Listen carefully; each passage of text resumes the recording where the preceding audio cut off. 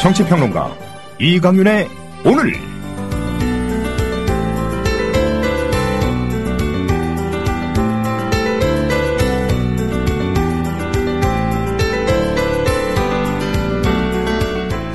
안녕하십니까, 이강윤입니다. 2월 17일 화요일 시작합니다. KBS 여론조사 결과 국민 10명 중 9명이 세금 부과가 불공정하다고 여기고 있는 것으로 나타났습니다. KBS가 여론조사기관 한국리서치와 공동으로 지난 11일과 12일 이틀간 전국 성인 1,006명을 대상으로 세금 부과가 공정하냐를 물었더니 매우 불공정하다 40.4%, 불공정한 편이다 50.1%로 무려 90.5%가 불공정하다고 답했습니다. 그 이유로는 고소득층이 세금을 제대로 부담하지 않아서라는 응답이 58%로 가장 많았고, 이어서 조세 행정이 투명하지 않다는 응답이 17%로 그 뒤를 이었습니다. 실제로 최근 2년 새 직장인들이 내는 세금은 30만 원가량 늘었지만 자영업자는 11만 원 정도 늘었고, 고소득 자영업자는 얼마를 버는지조차 정확히 파악하지 못하고 있는 것으로 나타났습니다. 연간 직장인들은 30만 원가량이 늘었지만 고소득 자영업자에 대해서는 정보조차 파악하지 못하고 있는 겁니다. 지난해 물가 상승을 포함한 우리 경제의 명목 성장률은 4.6%, 그러나 세수 증가율은 1.8%에 그쳤습니다. 즉, 누군가는 소득이 늘어난 것보다 세금을 덜 냈다는 의혹이 불거질 수밖에 없는 대목입니다. 두말할 것 없이 공평은 모든 행정의 기본입니다. 그중 으뜸은 역시 조세입니다. 이러고서 비정상의 정상화를 말하는 것은 눈 가리고 야옹하는 겁니다. 청와대와 여당은 입만 열면 일하는 국정 3년차를 부르짖습니다. 이런 것부터 당장 바로잡으십시오. 잠시 후 시작합니다. 부장님, 대리운전은 뭐 부를까요? 대리운전 블랙박스 주는 1800-6606 대리운전이 있지 않은가? 20회 이용시 블랙박스를 주는 1800-6606 블랙박스 대리운전이요? 그럼 검색창에 블랙박스 대리운전을 검색해보게. 홈피에는 다양한 상품들도 있다네. 저기 부장님, 블랙박스 대리운전에서는 국민TV에 후원도 한다면서요. 자네도 블랙박스도 주고 후원도 하는 1800-6606 이용하게. 역시 대리운전은 1800-6606.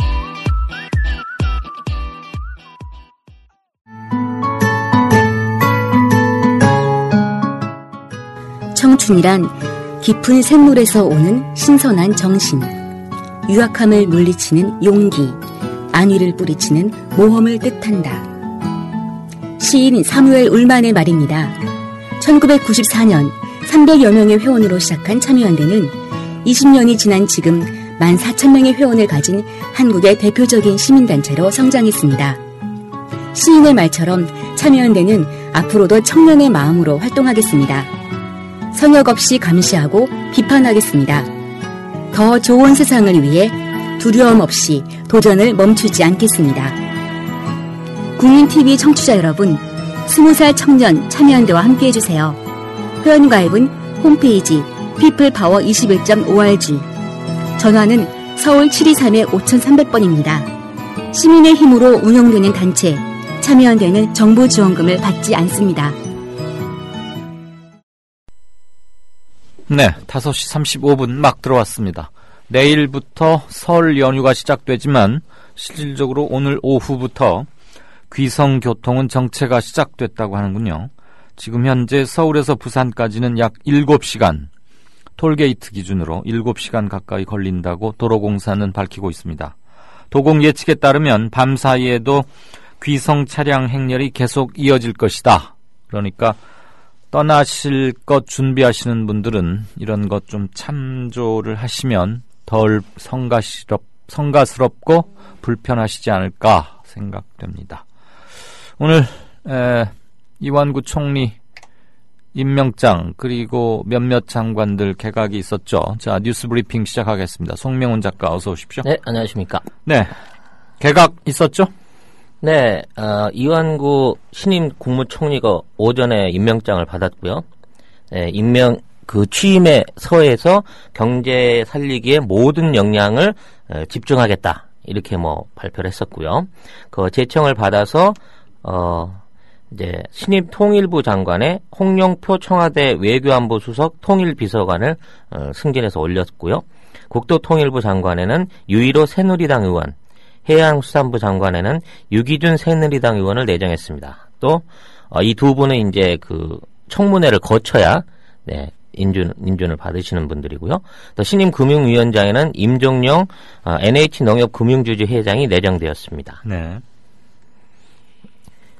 각 후보자들 그 면면을 좀 보자면요. 유기준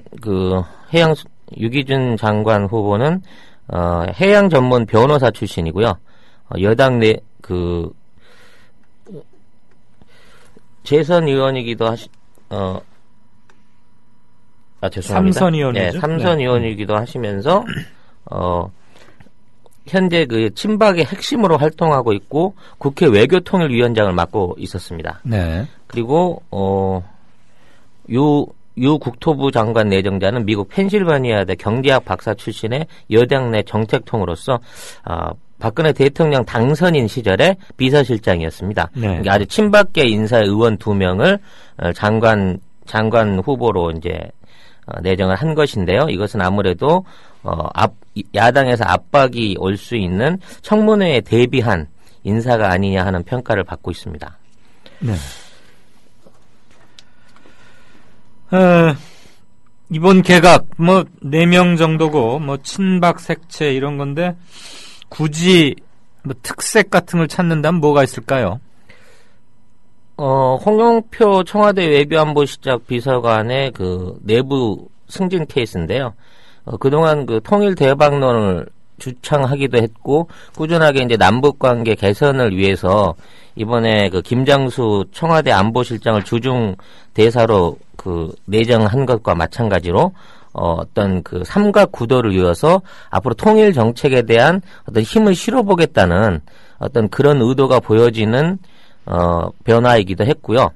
또 그 한반도 정세를 평화적으로 주도해 나가겠다는 통일 리더십을 확고히 한 방증이다. 이런 언론의 평가가 나와 있습니다. 임종영 그 농협금융주주 회장은 경제 활성화의 어떤 그 주된 혈류를 지금 그 쥐고 있는 키맨이라고 분석이 되고 있는데요. 투자 활성화나 일자리 창출 등의 어떤 금융시장 안정을 주도적으로 이끌어 나갈 어떤 그 가시적 성과를 기대하고 특별 그 중용했다고 평가받고 있습니다. 나머지 두 그 국회의원 출신의 장관 내정자들은 이게 이제 박 대통령의 어떤 친정 체제 강화. 네. 그러니까 장관 자리에만 벌써 이제 4명째 그 국회의원 출신, 친박 의원 출신을 심은 거거든요. 예. 그래서 앞으로 당청 간의 관계에 있어서 지금 비주류가 그 새누리당을 장악하고 있다는 전제 하에서 앞으로 좀 더 그 강력한 국정 운영을 하기 위한 자리 다지기가 아니었나 이런 평가를 받고 있습니다. 국무위원 중에 3분의 1을 6명이니까 이제 네. 3분의 1이 친박계로 채워진 거군요. 네, 그렇습니다. 홍영표 신임 통일부 장관 대북관이 어떻답니까?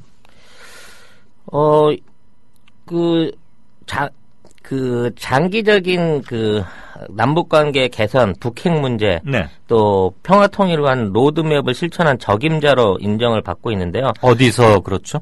아무래도 통일정책의 그 기본 틀을 꾸준히 진행해왔던 이쪽 관계에 있던 실무자였기 때문에 네. 외부에서 낙하산 인사가 아니고 경험자 내지는 실무자를 끌어올렸다는 면에서 네. 그동안 2년 동안 그 박근혜 정부가 추진해왔던 통일관 대한 가장 분석과 인식이 빠르고 또 그에 대한 그 보조를 맞춰 나갈 수 있는 인물이라고 지금 인정을 받고 있는 것 같습니다. 굳이 구분을 하자면 매파입니까? 비둘기파입니까?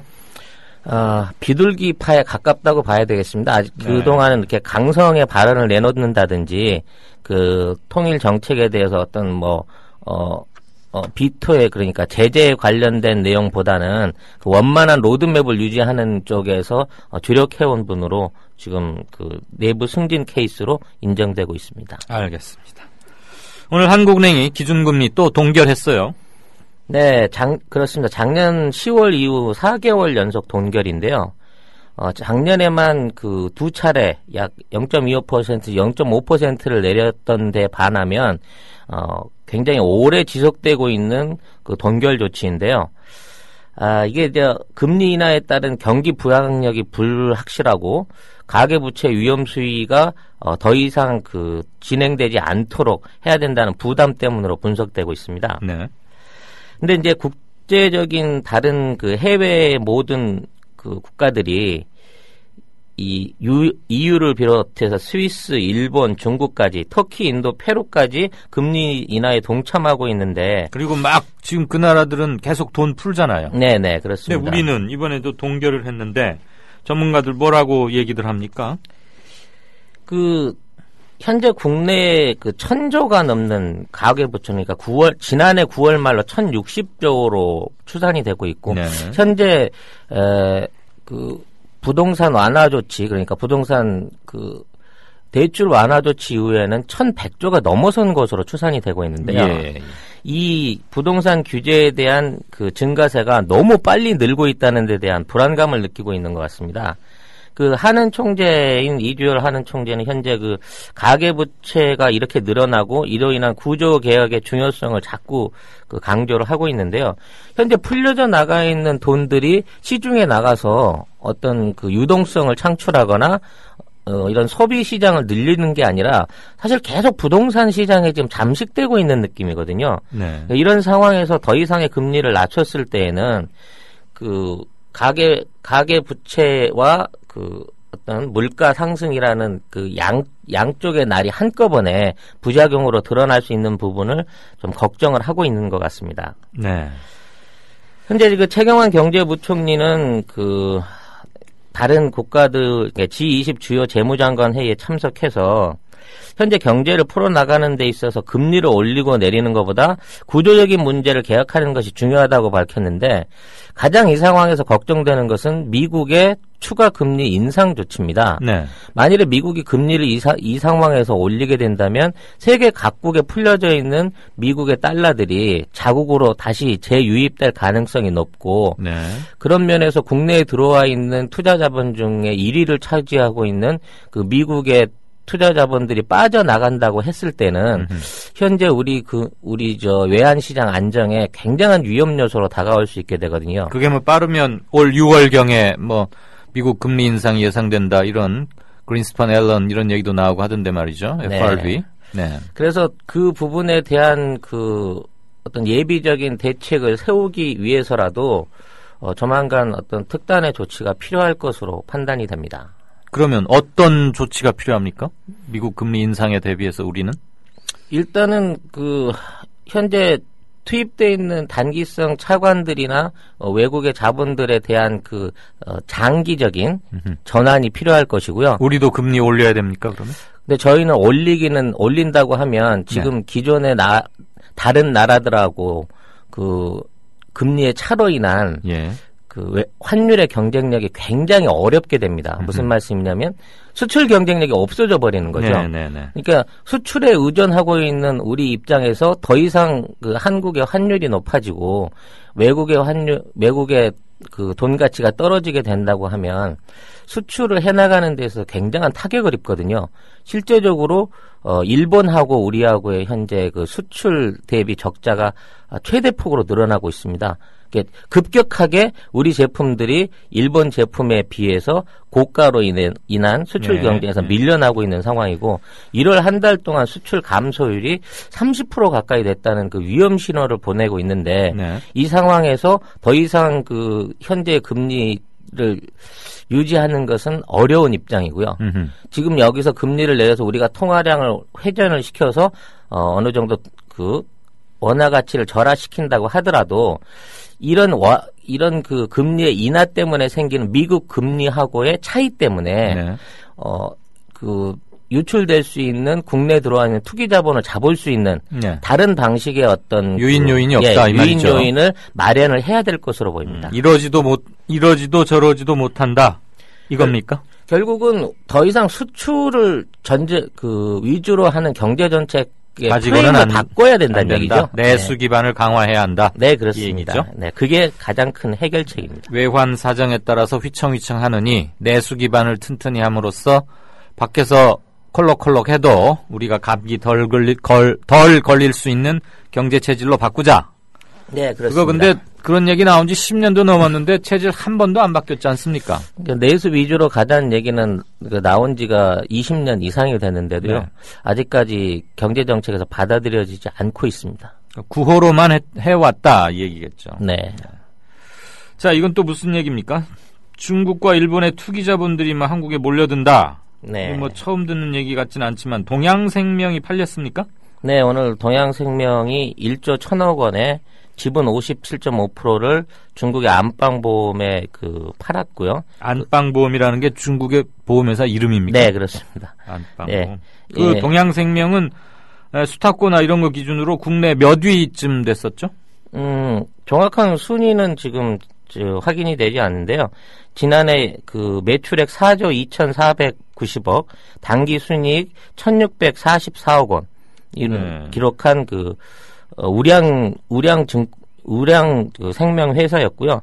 순이익 규모가 창사 이래 최대 실적이고 자산 가치도 20조 4,257억 원으로 전년 대비 13.1% 증가해서 20조 원을 돌파하는 등 굉장히 국내에서는 우량하게 운영되고 있는 상황이었었는데 가지고 있던 주 외국계 사모펀드가 이걸 인수를 이제 중국계 보험회사에 넘긴 셈이 됐습니다. 그래서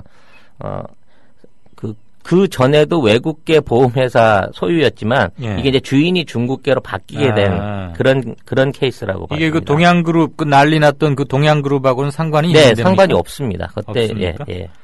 지금 워렌 버핏 67조님 올려주신 거 보니까 동양생명이 국내 8위 규모였고 자산은 18조 원 이렇게 평가받고 있는. 네. 어쨌거나 괜찮은 회사인데 팔렸다 이 말이죠. 네, 이것뿐만이 아니라 현대증권도 오릭스, 일본의 오릭스 자본에 이미 넘어갔고요.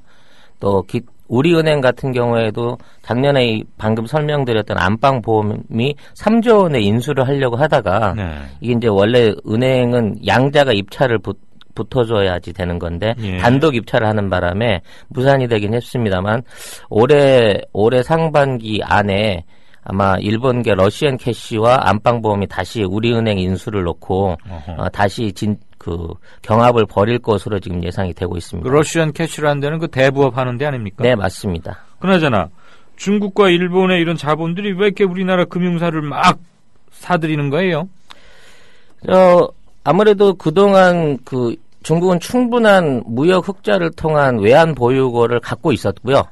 또 그런 자본들을 가지고 해외 M&A 시장에 적극적으로 진출하고 있는데 아마 한국에 대한 동산과 또 부동산 우량 업체에 대한 M&A가 본격화되고 있는 시작이고요. 일본계 업체 같은 경우에는 우리 저축은행 시장의 거의 대부분을 지금 장악하고 있거든요. 예. 사나머니라든지 러시안 캐시라든지 이런 쪽 다 일본계 자금들이 장악을 하고 있는 상태에서 이제 본격적으로 이 금융권과 또 중앙은행에까지 상업은행에까지 확장의 폭을 넓혀가고 있는 상황입니다.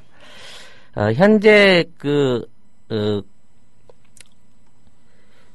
7조 원, 그러니까 작년 현재 국내에만 7조 원가량의 중국과 일본계 자금이 상륙한 것으로 보여지는데요. 네.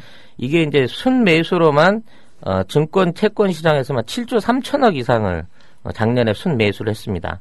일본이 3조 1천억, 3조 1,950억을 했고, 중국은 2조 2조 20억 원 정도를 매수를 했는데 이 기간 전체 외국인이 6조 2천억을 사들인 거를 감안을 하면 거의 70-80% 이상을 일본과 중국 자금이 현재 우리나라의 증권과 채권에 매입을 해 들어오고 있다는 얘기거든요. 아, 최근에 신장률이 굉장히 높다 이 얘기군요. 네. 네. 특히 중국 자본 같은 경우는 우리 채권 시장에 집중적으로 자금을 유입하고 있는데요. 중국의 이제 채권 보유 그 총액이 우리나라 2위, 그러니까 해외에서 갖고 있는 나라 중에 2위에 올라섰고 1, 2년 정도 이런 식으로 매입을 계속하다 보면 우리나라 채권 갖고 있는 1위 국가가 중국이 될 것이 확실해 보입니다. 그러다가 이거 우리 경제가 중국한테 휘청휘청 좌지우지 되는 건 혹시 아닙니까? 금융산업 이런 게? 현재 거기까지는 걱정 안 해도 돼요? 현재 들어와 있는 전체 그 매입 자금 중에 대부분이 아까 말씀드린 미국 자본인데요. 예. 만일 미국 자본이 올 6월 이후에 빠져나가게 된다는 전제를 감안한다고 하면 지금 진행자님이 걱정하시는 것도 그게 틀린 얘기는 아닌 것 같습니다. 옛날 얘기만은 아니다. 네, 이제 더 이상 미국 자본이 아닌 중국계, 일본계 자금이 우리 외국인 자본의 대부분을 차지하게 되는 그런 상황도 올 수 있다는 결론이 나오는 거죠. 와타나베 부인에 이어서 왕서방들도 돈보따리 싸들고 지금 한국에 많이 오고 있다 이 소리죠. 네, 그렇습니다. 그럼 우리 보험 들어놓고 했던 실제 소비자들 입장에서는 크게 바뀌는 건 없습니까? 주인이 이렇게 중국이나 일본으로 바뀌어도? 경영주가 바뀌게 된다고 하면요. 그 내부적으로 그 소비자에 대한 혜택이라든가 이런 부분도 많이 바뀌어지게 되는 건 사실이기 때문에 네. 어느 정도 경계는 해야 될 부분입니다만은 실제적으로 중국은 아직 우리나라의 그 보험 이런 시스템이나 이런 것들을 수입해서 자기네 국가에서 시장을 활성화하는 쪽에 더 큰 목적이 있어 보이고요. 예. 일본 같은 경우에는 지금 유동성으로 넘쳐나는 자금을 어디다 쓸 데가 없어서 일시적으로 지금 어떤 한국 돈에 대한 한국의 투자 가치에 대한 그 차익을 보고 집중 유입이 되고 있는 상황으로 분석이 됩니다. 알겠습니다. 이런 건 좀 예의주시하셨다가 중요한 네. 변화가 있으면 다시 한번 짚어보기로 하십시다. 네. 한맥투자증권이라는 데가 왜 파산했어요? 이게 참 우스운 경우였는데요. 한맥투자증권은 그 작년 2013년 12월 12일, 그러죠 재작년이군요. 코스피 그 옵션 거래를 하다가 그 직원이 0을 잘못 눌러가지고 이게 타이핑을 실수하는 바람에 네. 이 143초 만에 그 옵션 거래에서 460억이 넘는 손해를 봤습니다. 143초요? 예, 143, 약 그러니까 2분? 예, 2분 좌우되는 동안에요. 그래서 이제 직원이 실수를 감안을 하고 신고를 했고, 이렇게 된 신고에 대해서 이제 정부에 요걸 결제를 해주지 마라. 이건 실수에 의해서 일어난 거니까, 네. 요거를 일단 예탁을 결제를 주적 외국계 펀드에 해주지 말아라 하고 요청을 했는데, 국내에서는 그거를 받아들여주지 않고 그대로 그냥 460억 원 정도의 돈을 결제를 해줘버린 것이죠. 네. 그러니까 이건 이제 시스템상으로 중간에 막아줄 수 있는 예탁 거래에 대한 부분에 우리 쪽 시스템에 오류가 있었던 것인데 네. 이런 부분이 어떤 결제 부분을 막아놓고 나중에 이렇게 정산을 통해 가지고 대받아 들여질 수 있는 부분이 생겼어야 되는데 그걸 못한 상태에서 그 돈이 다 나가버리니까 결국 이 돈을 이 한맥투자증권 측이 순수하게 다 물어낼 수밖에 없었기 때문에 네. 파산을 할 수밖에 없었던 거죠. 그럼 쉽게 말하면 100원짜리를 1000원에 샀다 이 소리입니까? 그렇습니다.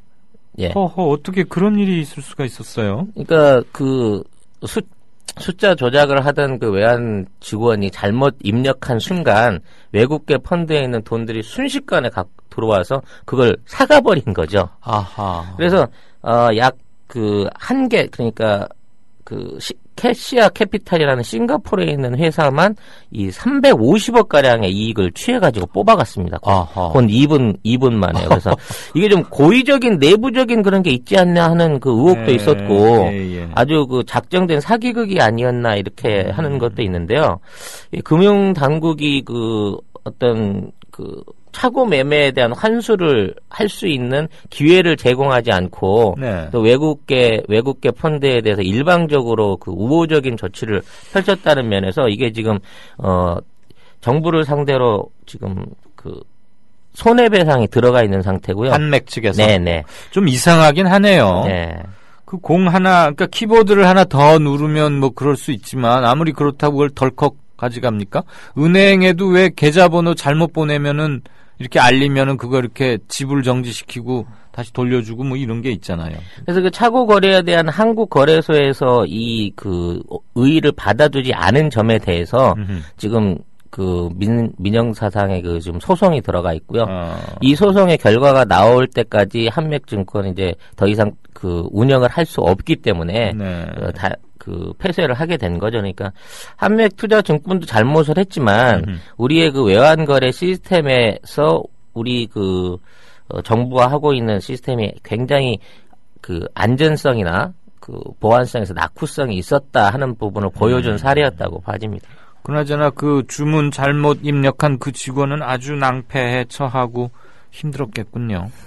글쎄요, 저 개인 같으면 참 죽고 싶은 심정이었을 것 같습니다만. 아이고. 개인이 어떻게 할 수 있는 금액이 아니라서. 2분 만에 400몇 억이 이렇게 휘리릭 날아갔다 460억입니다. 네. 자, 뭐 상습체불은 뭐 항상 문제고 이건 엄단해야 하는 건데 올 하반기부터 임금을 상습적으로 밀리면 임금 2배를 주게 한다 이 말입니까? 네, 그렇습니다. 그 고용노동부는 17일 오전 국무회의에서 이제 이 같은 내용을 담은 근로기준법 일부 개정안을 발표를 했는데요. 이제 하반기부터, 그러니까 6월 이후죠. 예. 4개월 이상 임금을 체불한 업주에는 임금의 2배를 근로자에게 지급해야 된다.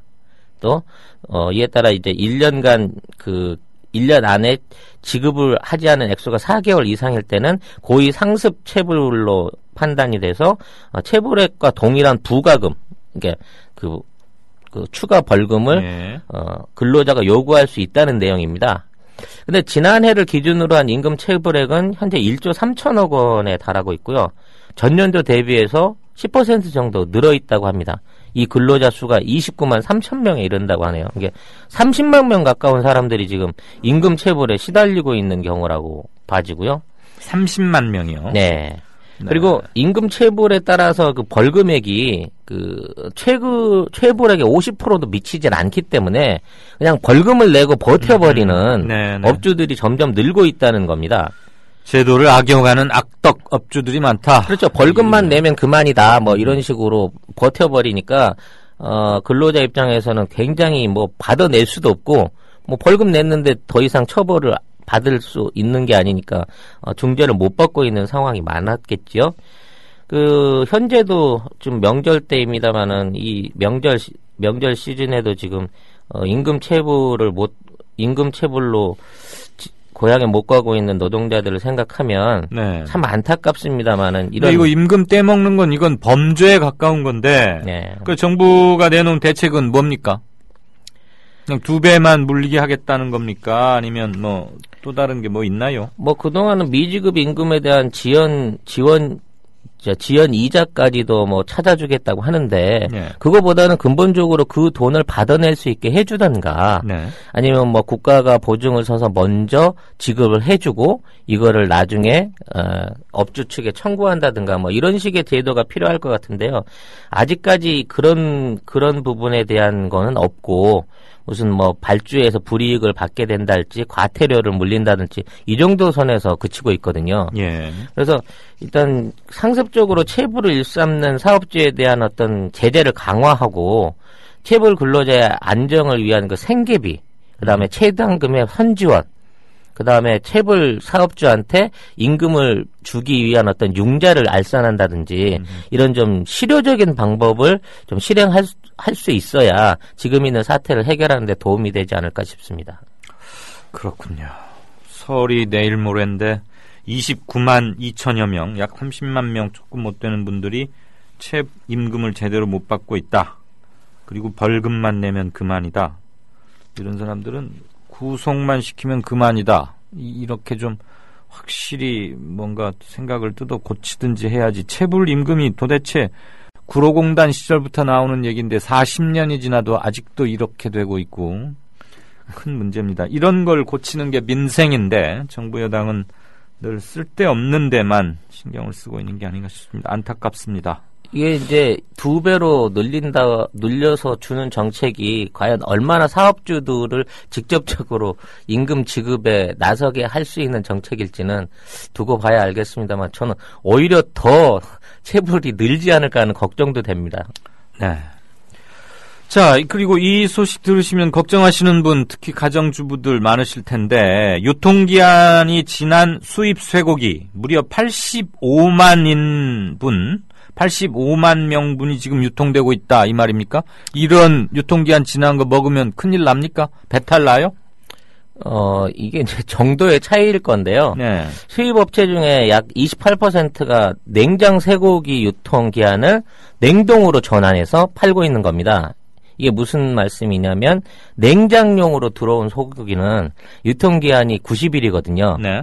석 달 안에 이거를 뭐 팔든지 팔지 못하면 폐기를 해야 되는데 석 달이 되기 전에 이걸 냉동으로 전환을 하면 유통기한이 1년 정도 늘어나는 겁니다. 아, 냉장과 냉동의 차이. 네네. 네. 그러니까 애초에 수입업자들은 다 냉장으로 못 팔 거를 대비를 해가지고 수입 명장에 들어오면서 냉장으로도 팔 수 있고 냉동으로도 전환할 수도 있다 하는 그런 그 기준을 가지고 수입을 합니다. 예. 근데 문제는 이게 냉장에서 냉동으로 넘기는 기간이 6개월이 지난 거의 어쩔 때 보면 90일이 다 돼서 하루 남기고 냉장으로 90일이면 냉동으로 석 달이죠, 석 달. 90일을 다 그 유통기한을 채우다가 마지막 날에 냉동으로 전환을 한다는 거예요. 아, 네네. 그런 상태에서 그게 1년이 연장되면 그게 다시 녹아서 냉장 유통이 됐을 때 그땐 이미 유통기한이 훨씬 지난 상태의 고기가 되는 겁니다. 예.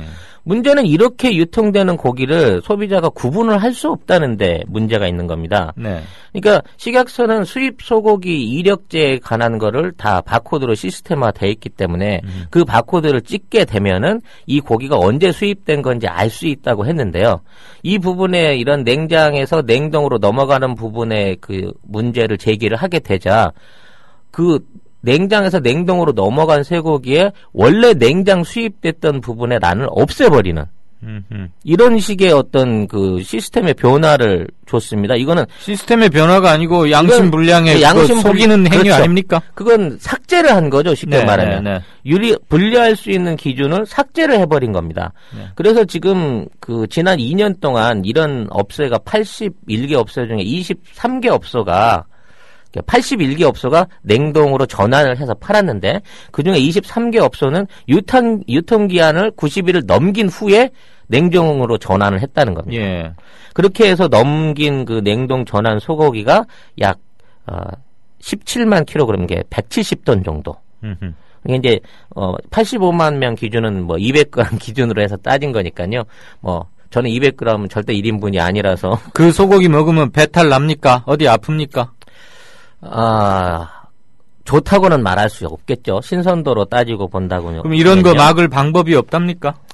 네, 식약청에서는 이 부분에 대한 이력제를 좀 더 강화해서 철저하게 시정하겠다고 했습니다만 실제로 유통전환 아까 말씀드린 유통전환 그 표시란을 삭제함으로써 네. 국민들이 그 유통전환 기간마저 알 수 없게끔 만들어버리는 행위를 취했고요. 네. 이에 대해서 이제 그 냉동 전환을 파악하지 못하게 되니까 아주 관료주의적인 그 어떤 그 책임 회피에 예. 극치를 보여줬다고 비판을 받고 있습니다. 결국 단속의 문제인데 박근혜 정부가 출범하면서 뭐 4대악 이래가지고 음식 가지고 장난치고 불량식품 이런 거 못하게 하겠다고 그랬는데 그 지금 뭐 붙어있는 라벨 이런 거 고의로 삭제해서 지금 이런 일 생기는 거 아닙니까 결과적으로?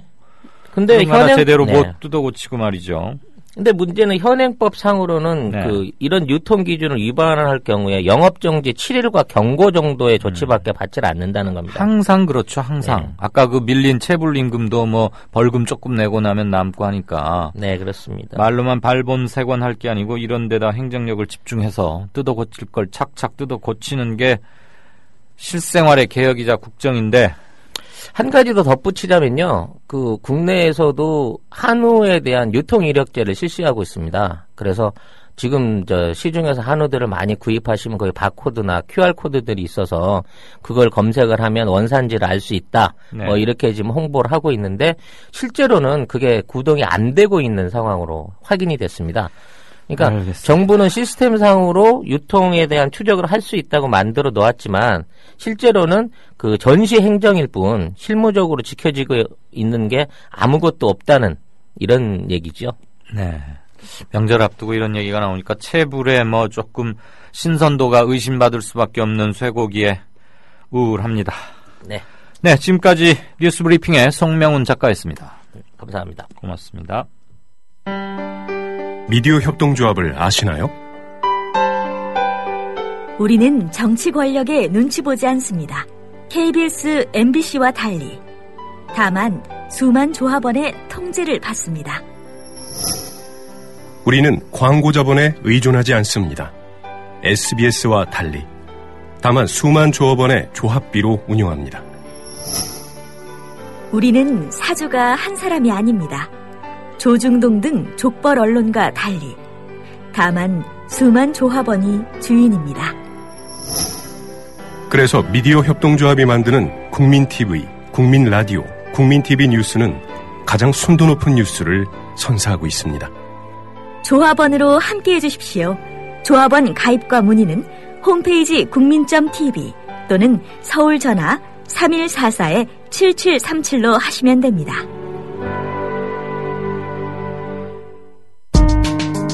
조합원의 가장 멋진 책임, 바로 조합비 납입입니다. 미디어 협동조합도 그렇습니다. 월 11,000원의 조합비 납입자, 늘고는 있지만 아직 절반 수준입니다. 혹시 잊으셨나요? 자동 납부는 가장 편리한 방법입니다. 홈페이지 국민.tv로 들어오셔서 신청하실 수 있습니다. 더 신속한 처리를 원하시면 mediacoup12@gmail.com 혹은 서울 3144-0933으로 연락주세요. 저희가 친절하게 도와드리겠습니다. 미디어 협동조합은 조합원 여러분의 조합비의 무게를 실감하고 있습니다. 공정 뉴스로, 그래서 자부심으로 보답하겠습니다.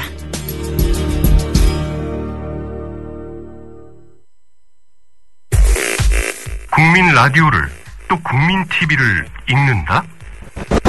미디어 협동조합 콘텐츠의 관문, 국민TV 뉴스를 아시나요? 뉴스K 등 국민 TV의 모든 기사, 조간 브리핑 등 국민 라디오의 인기 콘텐츠, 주요 방송의 녹취와 뉴스메이커와의 대담, 주요 원고 대본이 여러분을 기다립니다. 국민 라디오와 국민 TV를 한눈에 만나세요. 뉴스.국민.tv 모바일 접속은 m.news.국민.tv. 네, 6시 8분 됐습니다. 벌써들 많이들 내려가시거나 고향에 가실 짐 꾸리시나 봐요들.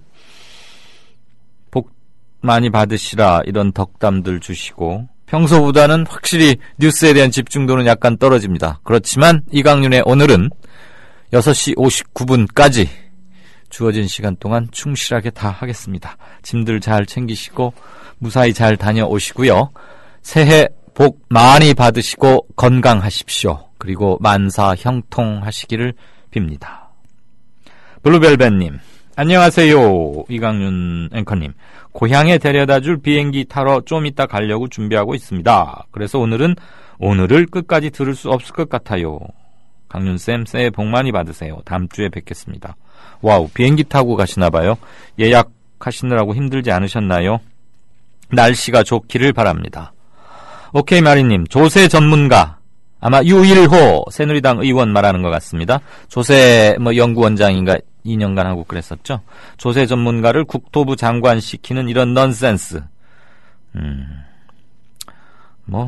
인사권자 마음이니까요. 유일호 의원을 좋게 보긴 했던 모양이더라고요. 초기에 인수위 대변인도 하고 그랬는데.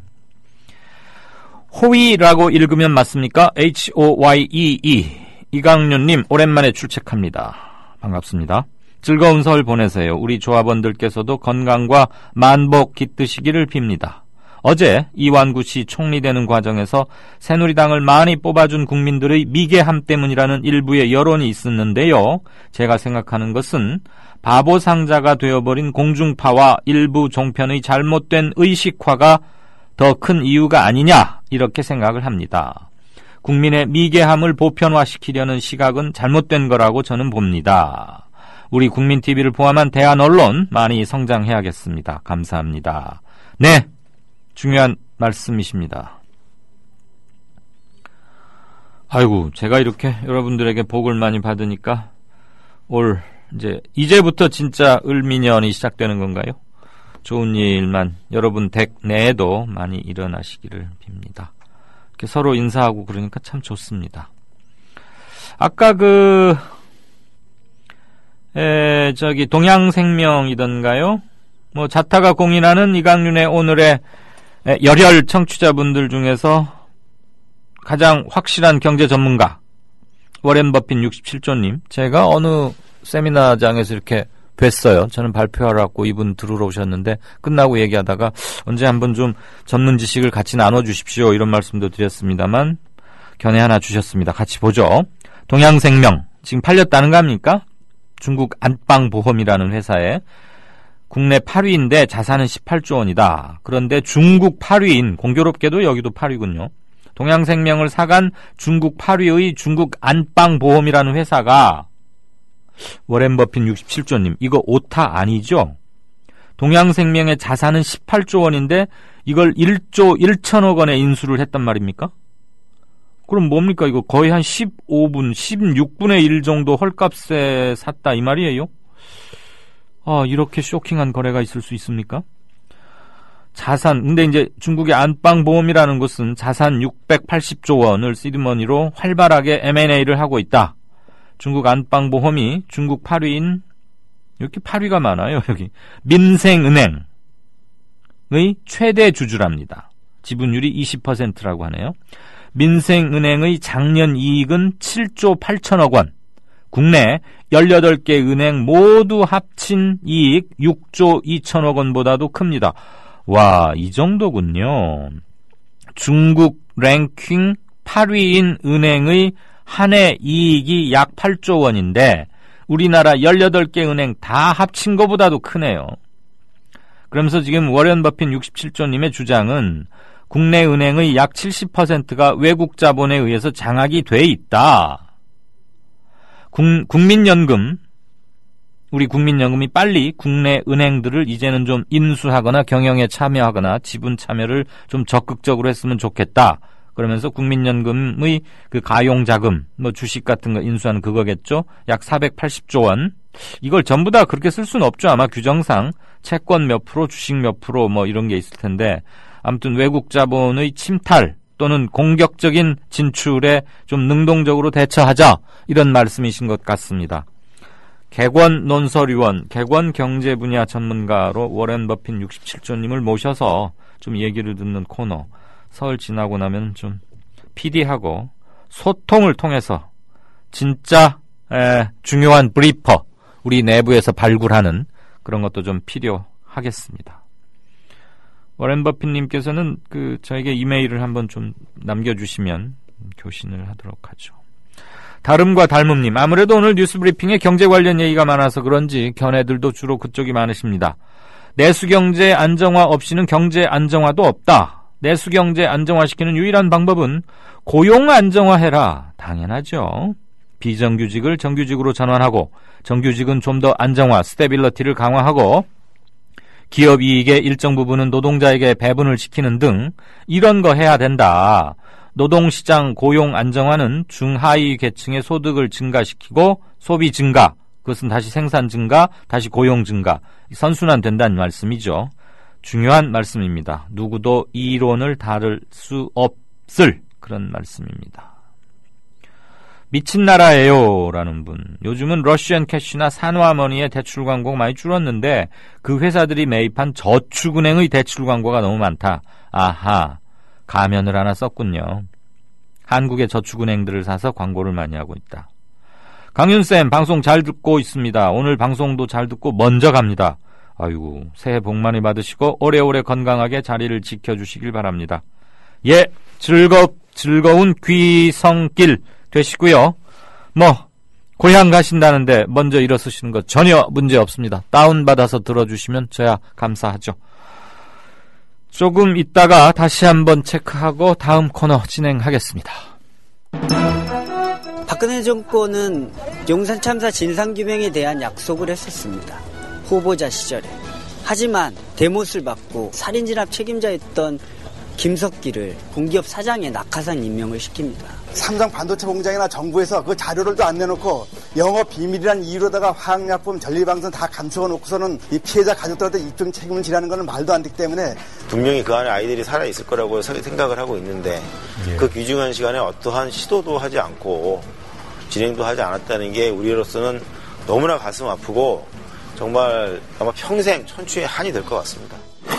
권력이 불편해하는 사람들, 그래서 발언권을 잃은 사람들, 그들의 목소리를 거침없이 전파하는 뉴스 K. 장악당하지 않은 뉴스 K. 밤 9시 당신의 선택을 기다립니다. 월간 다운로드 수 1000만, 팟캐스트계의 에이스 국민 라디오가 광고주를 찾습니다.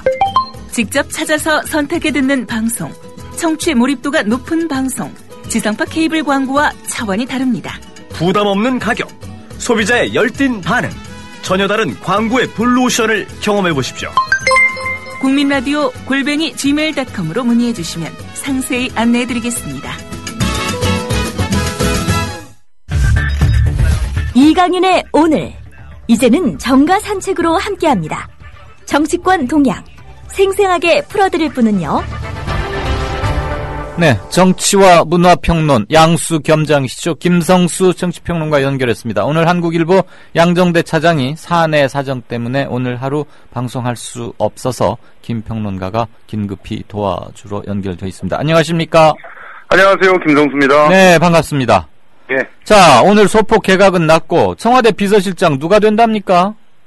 글쎄요, 뭐 여러 가지 얘기들이 있지만 가장 그래도 주목이 되는 사람이 권영세 전 주중대사 아니겠습니까? 실제로 그 비서실장으로 내정하기 위해서 네. 주중대사인 분을 불러들이고 또 김장수 전 안보실장을 내정했다. 이런 그 분석이 뭐 지배적이기 때문에 예. 비서실장에는 권영세 전 주중대사가 될 가능성이 높다. 이렇게 보고 있는데 네. 근데 참 재미난 것은요. 이번에 비서실장 교체를 안 했잖아요. 그러게요. 사표는 사의는 받아들이는데 왜 오늘 인사에 함께 발표를 안 했대요? 그게 이제 여러 가지 분석들이 나오고 있어요. 우선 하나가 설 연휴 시작할 때 비서실장을 교체를 했는데 그나물에 그 밥인 인사가 됐다. 그러면은 설 연휴 내내 어떻게 보면은 그 씹히겠죠. 온 가족들이 불러 앉은 자리에서 공개적으로 씹힐 가능성이 굉장히 높죠. 그렇죠. 그러다 보니까 설 연휴는 일단 넘겨서 인사를 발표하자. 이런 분석들이 하나가 있고 또 하나는 아니다. 아예 지금 뭔가 일그러졌다. 예상하고 있는 그런 사람으로 인사가 진행되지 못할 가능성이 있어서 원점에서 다시 놓고 생각하느라고 시간이 더 필요한 것이다. 이런 분석도 있습니다. 예, 그렇게 된다면 권영세 주중대사라고 전 주중대사라고 봤던 그런 분석들이 또 틀릴 가능성도 있다. 이렇게 볼 수가 있겠죠. 그렇겠네요. 예. 그런데 일단 권영세라는 이름을 많이들 거론하니까 사실 이번 정부 인사는 맞추려고 시도를 하는 것 자체가 별 의미가 없고요. 워낙 그렇죠. 돌출적인 데다가 아무도 모르니까. 그런데 일단 얘기를 조금은 합시다. 만약에 권영세라면 우리 김평론가 보시기에 대야관계 어떻게 예상합니까? 내가 이 질문 드리는 이유는 권영세 주중 대사가 대선 직전에 종합상황실장 맡으면서 몇 가지 선거의 공정성에 관련한 아주 민감한 사안들의 직간접으로 많이 연루가 돼 있다고 야당으로부터 끊임없이 공격받아서 중국 대사로 휘리릭 내보내놨다 이런 말이 파다했거든요. 그렇죠. 그런데 비서실장 꿰차고 들어오면 괜찮겠어요? 그래가지고 지금 전병원 의원 같은 경우 오늘 라디오 프로그램하고의 인터뷰에서요. 아주 의미심장한 말을 하기도 했습니다. 네. 이 국정원 댓글 논란과 관련돼 있는 인사가 이번에 개각에 포함된다고 한다면 여론의 역풍을 맞을 것이다. 이런 얘기도 했었는데요. 다분히 권영세 전 주중대사를 염두에 두고 한 말이 아니냐 이런 분석도 좀 나오고 있고요. 더군다나 원세훈 전 국정원장 2심에서 법정 구속됐지 않습니까? 그렇죠. 그런 상황에서 정말 제대로 그 권영세 조중대사를 앉힐 수 있을 것이냐 이런 부분들이 좀 나오고 있습니다. 그래서 비서실장 인선이 늦어지는 이유는 사실상 그런 이유가 아닌가 그런 분석들도 있거든요. 그러면서 이제 급히 이제 또 부각되는 분들이 있습니다. 지금 뭐 그 분 중에 하나는 뭐 현경대 민주평통수석 부의장이라든가 그리고 또 심지어는 한광호 국민대통합위원장도 가능성이 있다 이런 얘기도 나오고 있고요. 황교안 법무장관도 비서실장으로 갈 수 있지 않느냐 이런 얘기들도 나오고 있거든요. 그런 상황이라서 정말 그 설 연휴가 지나봐야 상황이 정말 가늠이 될 것 같다 이런 분석들이 나오고 있습니다. 그 권영세일지 누굴지 모르겠는데 아무튼 무언가 지금 수가 꼬이고는 있어서 장기판을 한참 들여다보고 있는 것 같긴 해요. 그렇습니다. 그렇지 않고서는 나올 가능성이 그렇지 않고서는 오늘 당연히 함께 발표하는 게 임팩트가 훨씬 큰데 그럼에도 그렇죠. 불구하고 뭐 장관들만 몇 자리 한 거 아닙니까? 그렇죠. 한번 더 지켜보십시다. 예. 자, 또 바쁘신 분이니까 마지막 질문 드릴게요. 자, 이제 이완구 총리 어제 그런 식으로 됐어요.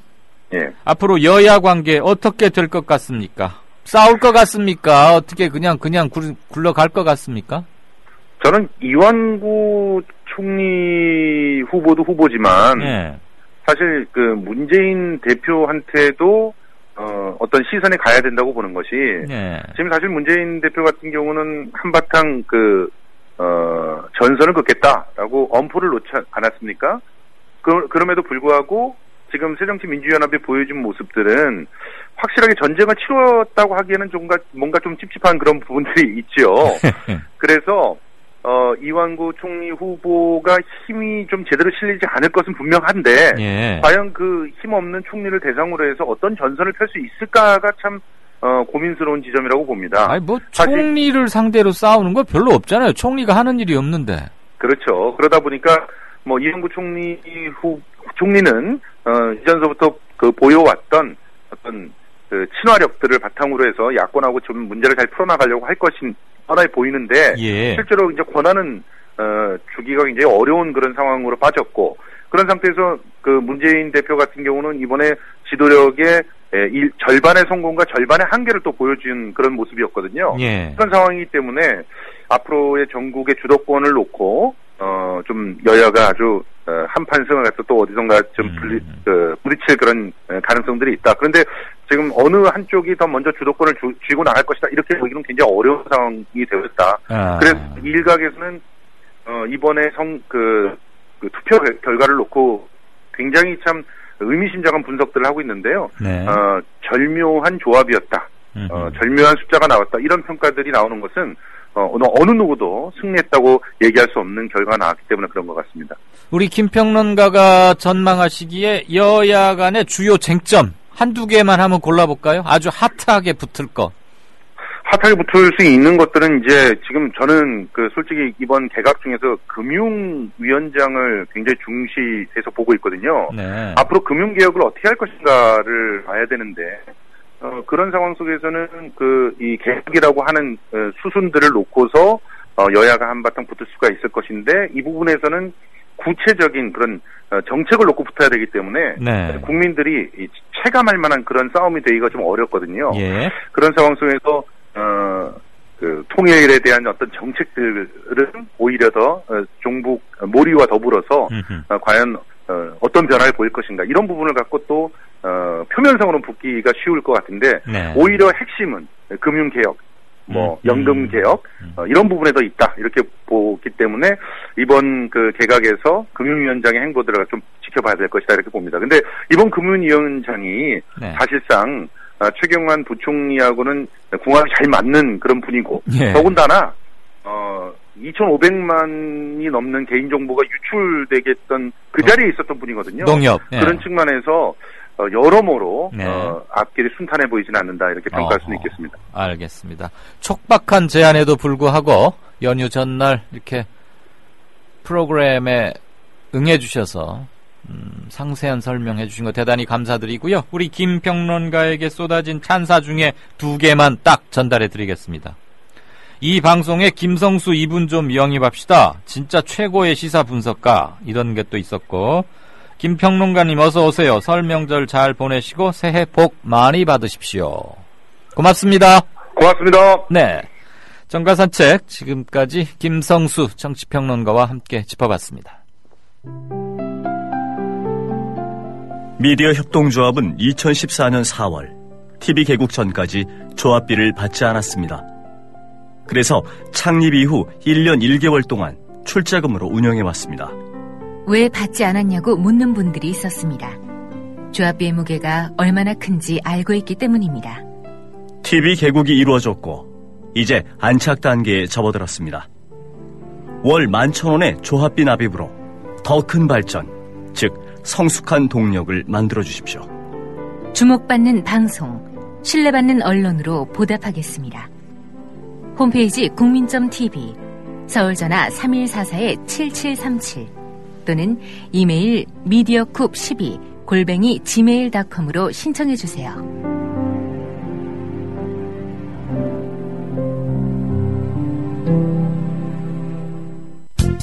자정 팟캐스트의 파라다이스가 열린다. 화요일 0시 기생충의 신비로운 세계로 안내합니다. 정준호, 정혜진의 기생충 펀팩트. 수요일 0시 고양이와 사람의 알콩달콩한 밀당. 한쌤의 야옹스럽게. 목요일 0시 군사 안의 모든 것 거칠고 시원하게 확 까드립니다. 화랑 안돼. 금요일 0시 여성 기혼자들의 영원한 딜레마. 시월드 탈출 프로젝트. 김선, 김나문의 언더 더 씨. 토요일 0시 최욱의 정영진의 불금쇼. 매주 금요일 밤 12시 루저 갱생 프로젝트로 초대합니다. 0시 재미와 유익, 감동의 한 보따리. 잊지 마세요. 국민라디오 채널 고정입니다.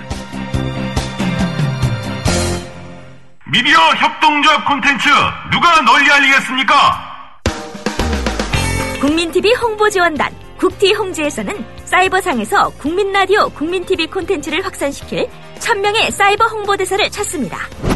국민라디오 국민TV의 소중한 콘텐츠 확산, 공정언론과 민주주의 실현을 위한 착실한 디딤돌이 될 것입니다.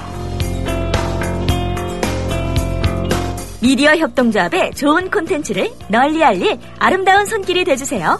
자세한 문의 이메일은 국민TVPR@gmail.com입니다.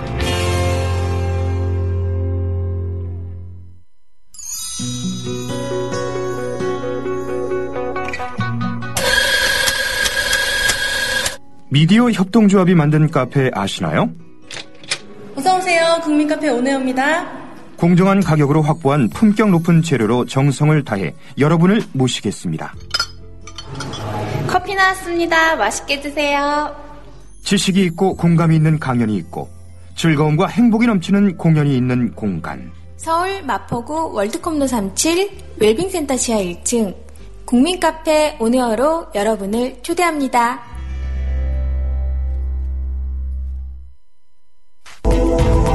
정치평론가 이강윤이 함께하는 국민라디오 이강윤의 오늘.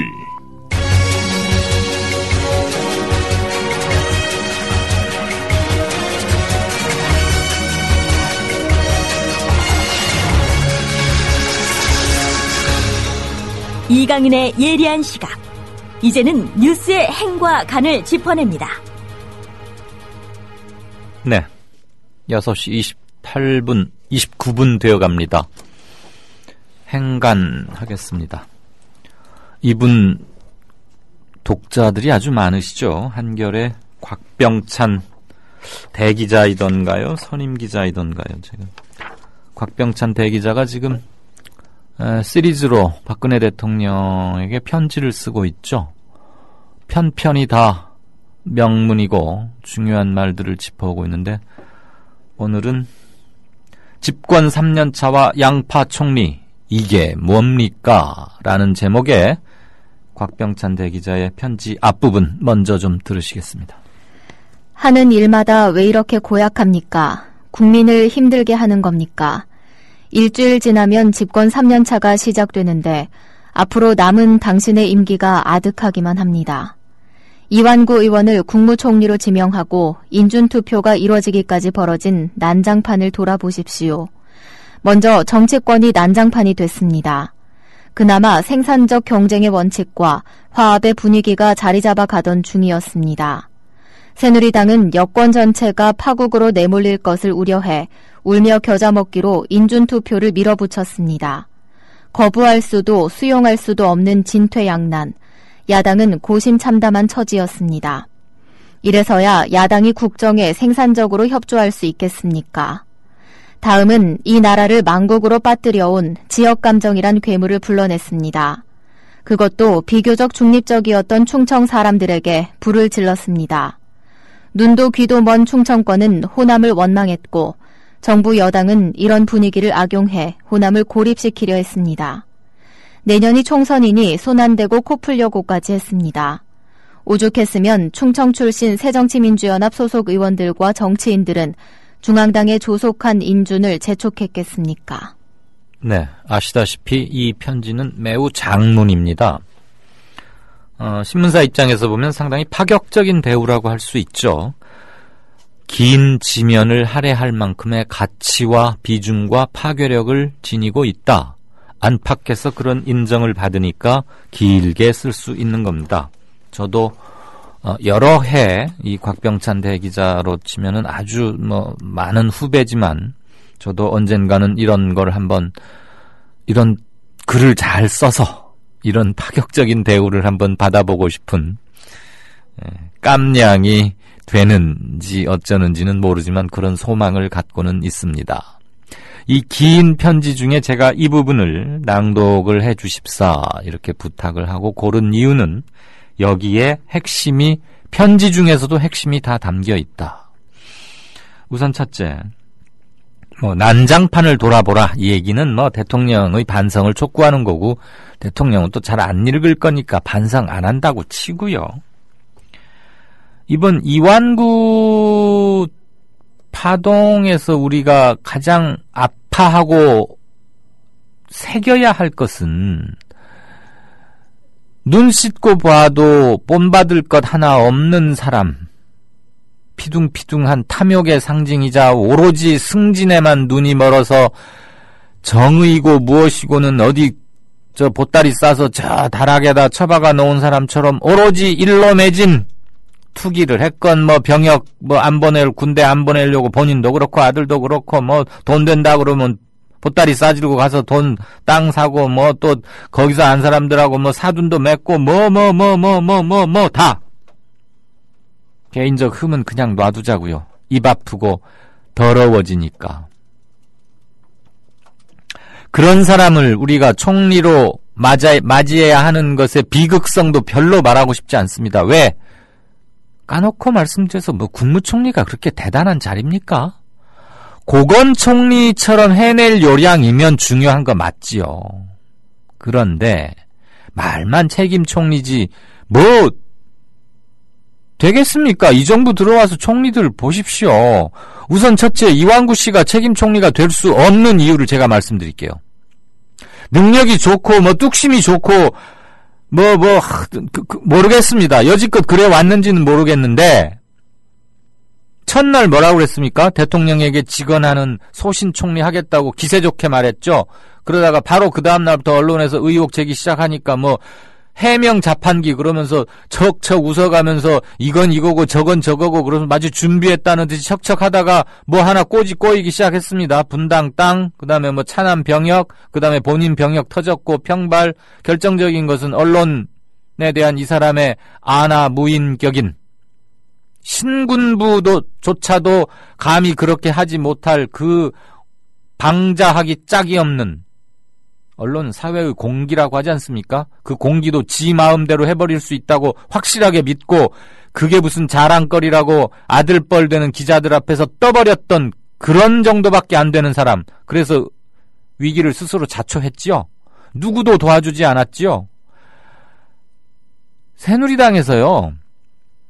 아주 청와대에서 눈 부릅뜨고 사인 보내지 않았으면 반란표 몇십 표 나왔을 겁니다. 그런데 이완구 미워 죽겠지만 총리 떨어뜨리면 청와대만 절벽 밑으로 떨어지는 게 아니고 새누리당까지 함께 떨어지니까 내년 총선이 있으니까 보수는 마지막 순간에 뭉치잖아요. 우리가 여기서 공멸할 수는 없잖아. 저게 밉긴 하지만, 영 마음에 안 들긴 하지만, 저 사람 때문에 우리까지 죽을 수는 없으니까, 야, 그냥 만들자. 이런 겁니다. 그러면, 처음에는 야당도 환영했던 사람이 불과 열흘 좀 지나기 시작하니까 도저히 안 되겠다. 문창극 안대희 합쳐놓은 것보다 훨씬 더 저질이고 더 나쁘다. 자격 없다. 전 국민이 기세 등등했고 얼마나 자신이 있었으면 제1야당 대표가 여론조사로 정하자고까지 할 정도였겠어요? 그거에 대한 논란은 제가 엊그제 짚었으니까 별도로 칩시다. 아무튼 그 진정성의 일부는 인정할 수 있으니까. 그러면 자기가 스스로 입 잘못 놀리고 자기 생각이 얼마나 삐뚤어져 있는지 때문에 그 큰 위기가 초래됐는데 대통령한테 국민한테 미안해 했는지나 모르겠습니다. 강원도에 며칠 가 있었다고 하는데 문막 휴게소에서 뭐 전화하는 거 사진 찍힌 거 여러분들 보셨죠? 대통령한테 굉장히 미안이야 했겠죠. 왜냐하면 자기를 생각고 총리 지명해줬는데 올 1월 1일 날에는 청와대에 가서 각하 3번이나 연호하고 막 잘 보이려고 안 했습니까? 그 드디어 국무총리 낙점을 받았으면 가문의 영광이요, 내 20대부터의 꿈이 이루어졌다고 입이 찢어지고 온갖 난리가 났을 텐데 자기 미천이 다 드러나니까 청와대에서 이거 자진하차 시키자니 이제는 더 물러설 절벽이 없고 그냥 가자니 너무 힘들고 그래서 그냥 힘들지만 밀어붙였던 거 아닙니까? 그러니 대통령을 생각하면 얼굴이 화끈거리고 쥐구멍이라도 찾고 싶겠죠. 이런 사람이 무슨 책임 총리를 한단 말입니까? 이런 사람이 무슨 소신 총리를 한단 말입니까? 이런 사람이 무슨 대통령 앞에 가서 직언을 한단 말입니까? 아마 모르긴 몰라도 눈도 마주치지 못할 겁니다. 왜? 깨놓고 말해서 인준투표 원래 12일이었다가 16일로 늦춰지고 하는 그 사이 한 너댓새 동안 얼마나 전국이 힘들었고 청와대도 애가 탔고 저속한 영어로 무슨 줄이 타지 않았겠습니까? 청와대로서야 미워 죽겠죠. 여야가 다 이완구 정도면 좋다고 최고의 총리감이라고 쌍수를 들어서 환영한 게 불과 21일 전인데 그만 이것저것 양파 까다 보니 오주 썩은 냄새가 진동을 하면서 야 이거 해야 돼? 이 지경까지 몰렸으니 얼마나 미워요. 그럼 지금 청와대 아마 이완구 씨는 들어가기 저 효자동 내거리서부터 아마 무릎으로 기어가도 시원찮을 겁니다. 그런 사람이 대통령 앞에 가서 무슨 소신을 말하고 직언을 말하고 재청권을 행사하고 택도 없는 말씀이지요. 시키는 대로 하고 눈치나 살피면 다행이지요. 이 편지에 보십시다. 야당이 이래가지고서야 어떻게 야당이 국정에 생산적으로 협조할 수 있겠습니까? 예, 우리 이제 1, 2년 차 때 1년 차 때는 뭐 선거가 옳았니 그렇니 국정원이 개입했니 국기가 문란했니 이 대선은 옳지 않으니 정권의 정통성에 근본적인 한계가 있느니 막 그거 가지고 싸웠어요. NLL 2년차 세월호 터져가지고 뭐 했습니까? 사람 하나 못 구해내고 청와대가 컨트롤 타워가 기다 아니다 이런 소리나 했었고 유족들이 땡볕에서 30몇 도 5월 8일날 청와대 앞에서 일사병에 쓰러져 가는데도 청와대에서 누가 하나 나와서 본 적이 있습니까? 유민이 아빠가 단식 46일째 초등학교 6학년보다도 저 빼짝 말라가면서 죽어가고 있는데 누가 하나 와봤습니까? 교황 말고 누가 그의 손을 잡아줬습니까? 도대체 이놈의 정부 2년간 한 일이 뭡니까? 이상한 사람 골라서 퇴짜 맞긴 하고 국민들 열이나 받게 하고 304명이 죽어갔는데 아무 일도 못하고 책임지는 놈도 없고 말만 하면 억장만 나오니까 한수만 나오니까 이만하십시다. 자, 3년째 돼서 일하겠다고 합니다. 제발 일 좀 하세요. 제발. 세금 갖다 어디다 씁니까? 그런데 일을 하려면 뭐 소도 뭐 비빌 언덕이 있어야 어쩐다고 야당도 협조를 하려면 무슨 최소한의 웰컴 파트가 돼야 될 거 아닙니까? 그런데 이완구 총리 이런 식으로 난장판 쳐놓고 협조를 기대할 만큼 염치가 좋습니까? 또 하나 지역감정 강희철인가 뭔가 하는 사람 청문회 나와서 그 오만 방자한 거 봤습니까? 우리 충청도 사람을 왜 이렇게 무대에다 세워놓고 온갖 창피를 준대유. 호남 출신 의원 여러분 나빠유. 그러면서 은근히 대들기나고 면박당하고, 그러니까 마지못해서 이 삐죽이 내밀면서 취소할게요. 그러면서 국회를 능멸하는 이따위 쓰레기 같은 사람을 후원회장인지 친군지로 두고 있는 이완구 씨라는 사람은 그 시간에 도대체 어디서 뭘 하고 있었습니까? 이런 수준 이하의 형편없는 쓰레기 같은 사람을 증인으로 데려다가 놓고 충청도와 호남 사이에 무슨 지역감정이나 이간질하고 그것을 은근히 즐기면서 부추기는 여당의 국회의원이란 작자들은 뭐 하는 놈들이고 어느 나라 국회의원들이란 말입니까? 욕을 아니할래야 아니할 수가 없습니다. 명절 전날이지만. 호남하고 충청 분리해놓으면 여당 좋겠지요.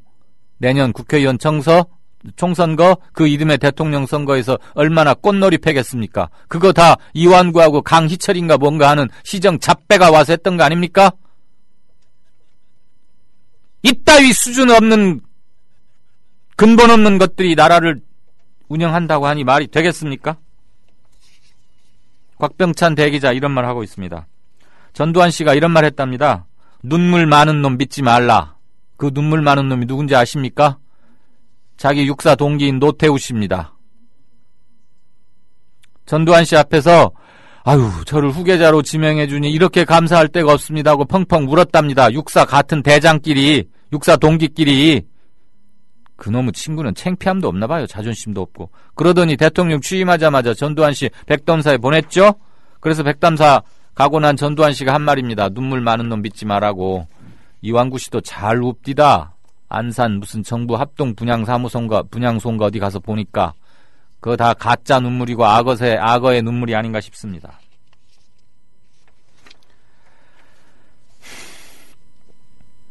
주중대사로 김장수 씨 보낸 것도 좋은 인사는 아닌 것 같습니다. 꽃꽃장수? 그건 한때의 우리가 속았던 별명이 아닌가 싶습니다. 세월호 터지자 뭐라고 그랬습니까? 청와대 컨트롤타워 아니라고 발뺌 먼저 하기 시작했습니다.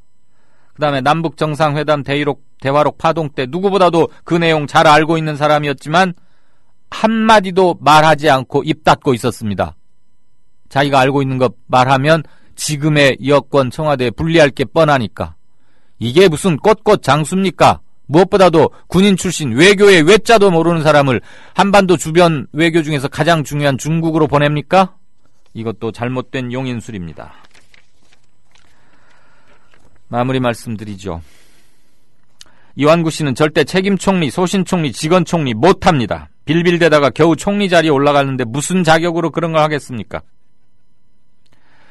대통령의 임기는 5년간 임차인에 불과합니다.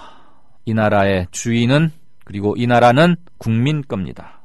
임차인은 집 비울 때 원상 회복하고 나가야 한다는 것쯤은 물론 알고 계시겠죠?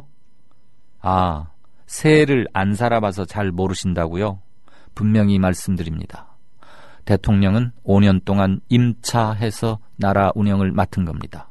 나갈 때는 최소한 있었던 그대로 그거보다 더 좋게 해놓고 가는 게 맞지만 최소한은 있는 대로 해놓고 가야 합니다. 제발 일이란 것 좀 해보십시오. 뉴스 행간이었습니다. 지금 여러분께서는 정치평론가 이강윤이 진행하는 이강윤의 오늘을 듣고 계십니다. 이강윤의 오늘은 팟캐스트 포털 팟빵에서 다시 들으실 수 있습니다. 의견과 건의가 있으시면 게시판에 남겨주세요. 네, 진짜 인터뷰 시작하겠습니다. 날수로는 그제 밤이었던가요? 금호타이어 전라남도 곡성 공장에서 슬픈 소식이 하나 들려왔죠. 깜짝 놀랐었는데 노동자 한 명이 분신해서 사망했습니다. 연합뉴스 현지 보도로는 부부싸움 때문에 가정에 뭔가 불화가 있다 이런 보도도 나오고 있습니다. 실상은 아직 잘 모르고 있습니다. 금속노조 광주 전남지부의 권오산 정책교육부장 연결해서 어찌된 사건인지 좀 들어보겠습니다. 권 부장님 나와 계십니까? 예, 안녕하세요. 예. 네. 명절 전에 여러 가지로 바쁘시고 또 지금 큰 사건도 터져서 경황이 없으실 텐데 인터뷰 응해주셔서 대단히 감사합니다. 예, 감사합니다. 일단 어떻게 된 사건입니까? 예, 어제 밤 9시 한 8분경에 금성도 구모타이어 곡성지에 대응을 하시던 김재기 동지가 몸에 신란을 뿌리고 분신을 하신 거죠. 그래서 발견됐을 당시에 이제 사망한 상태에서 네. 발견이 됐고, 이게 이제 그 공장 안에 본관 앞에서 그런 상황이 벌어진 게 어제 밤 9시 8분. 어제였군요. 네. 예. 근데 이제 이분, 네. 말씀하십시오. 이분이 이제 그 회사의 그 도구파 계획 대상 공정을 담당하셨고, 거기에 대의원을 하셨던 분입니다. 그래서 그러한 도구파를 반대하는 활동들을 쭉 해오셨고, 근데 이제 회사가 강행하려고 하는 상황에서 좀 이제 그런 사건이 이제 벌어진 것으로 볼 수 있습니다. 그러면 사건, 그 연합뉴스의 보도처럼 뭐 부부싸움이나 가정불화 이 보도가 맞습니까? 아니요, 그건 사실과 다르고요. 연합뉴스가 왜 그렇죠. 그렇게 보도했는지 모르겠는데, 네. 그 이후에 네네네. 그렇다면 뭐 근거가 나온 그 보도나 이런 걸 본 적이 없고요. 네네. 명확히 저희한테 이제 유서나, 네. 그 다음에 그 도구파를 반대하는 조합원 서명 결의서를 받은 내용들을 네. 이제 돌아가신 분의 이제 차량에서 저희가 네. 발견을 좀 했었고요. 단지 그 부부싸움으로 나왔던 것은 이분이 이제 결심을 하고 아마 그 자녀들한테 전화를 했던 모양입니다. 네. 예년과 다르게 이제 뭐 잘들 지내라 이러저러한 것들을 옆에서 이제 듣고 있던 부인이 심상치가 않다. 그래서 아마 그런 속에서 이제 신고를 하게 되면서 아마 이제 그거 자체가 좀 그렇게 와전된 것이 아닌가 이렇게 보고 있습니다. 제가 지금 연합뉴스의 부부싸움 이 보도는 사실이 아니라는 것을 다시 한번 네. 강조드리기 위해서 제가 권 부장님께 물었던 거고요. 지금 도급화란 얘기는 그러니까 이제 무슨 하청화 이런 것을 말하는 용어인가요? 예, 그 정규직이 하던 그 업무를 사내 하청으로 도급화하겠다는 겁니다. 비정규직으로 돌리겠다는 거죠. 네, 그럼 이건 명백하게 고용 문제를 둘러싼 노사 문제로 인해서 이 노동자께서 항의하는 것으로 분신 사망했다. 이렇게 이해하는 게 일단은 맞습니까? 예, 맞습니다. 그러니까 유서도 사실은 이제 그런 내용들을 담고 있습니다. 그래서 그 대목에 이런 게 있는데요. 제가 죽는다고 해서 노동 세상이 바뀌진 않겠지만, 우리 금타마는, 이제 금호타이어만은 바뀌어졌으면 하는 제 바람입니다. 해서, 금호타이어 노동자 화이팅 해서 이제 그런 내용을 남기기도 하셨고요. 아까 말씀드린 대로, 도우파 관련해서 그 워크아웃에 돌입한 2010년부터 14년까지 이렇게 완료하는 것으로 되어 있는데, 회사가 이제 워크아웃을 지난해 말에 졸업을 했고 올해 이제 2015년도지 않습니까? 그래서 이제 한 70여 개 정도를 이제 남아 있는 상황에서 노동조합은 이제 도구파를 반대했는데 회사 쪽은 48개 공정에 대해서는 이제 도구파를 추진하겠다 이렇게 하면서 이제 상당한 압박을 한 거죠. 이제 그것을 막기 위해서 조합원 서명까지 받으셨고 이제 그런 속에서 그것을 이제 막아내겠다는 어떤 결의로 그 다음에 이제 비정규직 양산은 안 된다. 뭐 이런 것들을 이렇게 남겨놓고 이제 몸을 스스로 이렇게 분신을 하신 것 같습니다. 그런데 금호타이어 회사 쪽에서는 또 전혀 엉뚱한 얘기를 하고 있어요. 이런 얘기를 하더군요. 유서에서도 도급화 문제를 명시적으로 거론하지 않았는데 이 도급화 때문에 분신 사망에 이르렀다. 이렇게 하는 것은 잘못됐다. 지금 또 회사는 그런 말을 하고 있더군요. 돌아가신 우리 김재기 열사의 유서와 유품을 보면 아까 제가 말씀드린 유서도 있고요. 또 직접 본인이 만든 조합원 서명지, 그러니까 도급화 반대 조합원 결의 서명지도 있습니다. 그 서명지가 몇 장이 발견이 됐고 그 내용이 바로 도급화해서는 안 된다. 비정규직을 양산하면 안 된다. 그 내용이 그 문구 안에 다 들어가 있는 내용입니다. 그래서 사측이 뭐 이렇게 지금 호도하고 있는 것으로 이제 볼 수 있습니다. 네.